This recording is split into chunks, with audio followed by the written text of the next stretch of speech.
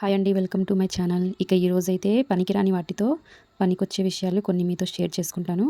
ఇదైతే మన దగ్గర ఉన్న పాత బ్రష్ అండి. మనం వాడి పడేసే పాత బ్రష్. దీన్నైతే పడేయకుండా ఇలా యూజ్ చేసుకోండి. కొంచెం అక్కడ కాల్చేసేయండి బ్రష్కి. కాల్చేసి దాన్ని అయితే మనం ఇలా ఎటువైపు కావాలో అటువైపు బెండ్ చేసుకోవచ్చు. నేనైతే ఇలా బెండ్ చేసుకున్నాను. తొందరగా మనకి ఇలా కాసేపు అట్లా పట్టేసుకుంటే అదైతే అలా మనం ఎట్లా పెట్టామో అట్లా ఉండిపోతుంది. కానీ మనకి ఫాస్ట్గా కావాలి అనుకుంటే ఇట్లా కొంచెం వాటర్లో ముంచేసి తీసేస్తే అదైతే మనకి టైట్గా ఉంటుందండి. ఇంకా మనం ఎటు బెండ్ చేసామో అటువైపే ఉండిపోతుంది. ఇక దాని తర్వాత దీన్నైతే ఎలా యూజ్ చేసుకోవచ్చో చెప్తాను. ఇక మనకైతే ఇట్లా కిటికీలకి దోమల నెట్ ఉంటుంది కదా, దాన్నైతే మనం ఈ బ్రష్ పెట్టి ఈజీగా క్లీన్ చేసేసుకోవచ్చు. ఇక కొంతమంది అయితే ఇలా బకెట్స్ అయితే పెయింట్ బకెట్స్ అండి, ఇవైతే యూజ్ చేస్తూ ఉంటారు. మేము అలానే యూజ్ చేస్తున్నాము. ఇక దీన్ని క్లీన్ చేయడానికి కూడా ఇదైతే యూజ్ చేయవచ్చు. చూడండి ఎంత నీట్గా వచ్చిందో. ఏదైనా హ్యాండ్ వాష్, సోప్ లేదా డిటర్జెంట్ పౌడర్ ఏదైనా వేసి మనం క్లీన్ చేసేసుకోవచ్చు.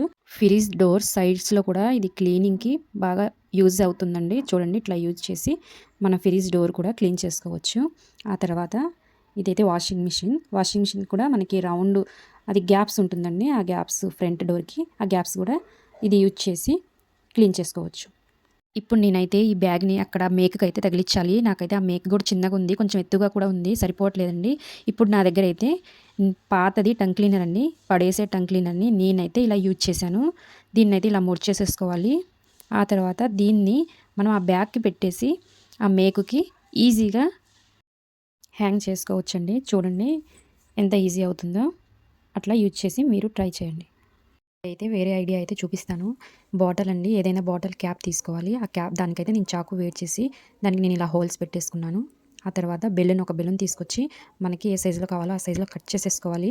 తర్వాత మనం ఎటువైపు గాలి ఊతామో అటువైపు నుండి ఇలా బాటిల్ క్యాప్కి అయితే పెట్టేసుకోవాలి. ఈ విధంగా పెట్టుకోవాలి. ఈ విధంగా పెట్టుకున్న తర్వాత చూడండి ఇలా ఉంటుంది. ఇక వేరే సైడ్ అయితే తీసుకెళ్ళి మన షింక్లో అండి ట్యాప్కి ఈ విధంగా పెట్టేసుకోవాలి. ఇక ఇది మనకి బెలూన్ అనేది రబ్బర్ కాబట్టి జారిపోతూ ఉంటుంది. ఇక ఇది జారకుండా నా దగ్గర బెండింగ్ వైర్ ఉంది. బెండింగ్ వైర్తో నేనైతే దీన్ని టైట్ చేసేసుకున్నాను. ఇక దీని అద్భుతం చూడండి. ఇక మనకి షింకు ఎటువైపు కావాలో అటువైపు వాటర్ అయితే ఫుల్గా వచ్చేస్తున్నాయి. ఇక మనం ఎటువైపు తిప్పైనా దీన్ని అయితే యూజ్ చేసుకోవచ్చు. షింక్ అయితే క్లీన్ అయిపోతుందండి. మనకి ఏ విధమైన ప్రాబ్లం ఉండదు. చాలా సులువుగా షింక్ అయితే వాష్ చేసేసుకోవచ్చు.